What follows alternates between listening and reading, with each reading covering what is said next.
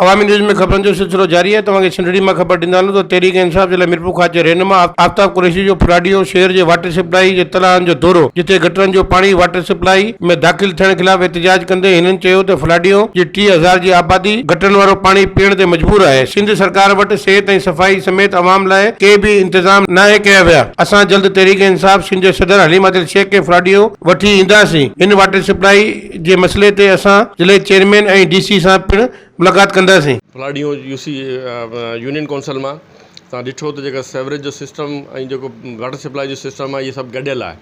माना सेवरेज जो सिस्टम बल्दिया पंहिंजो तालाबनि में वेंदो आहे पाणी, पोइ हू पाणी जेको आहे न शहरनि में जेको आहे न सप्लाई थींदो आहे। त हीअ सिंध गवर्नमेंट जेको आहे माण्हुनि खे सेवरेज जो पाणी पीआरे थो, गटर जो पाणी पीआरे पियो। हिन सां जेको आहे न हिते इन इलाइक़नि मां बीमारी था फैली, जेके गैस्ट्रो जी बीमारियूं आहिनि, हेपेटाइटिस B जी C जी, हिते माण्हुनि में जेको न लाग थी वियूं आहिनि। हीअ सिंध गवर्नमेंट जी नाअहली आहे।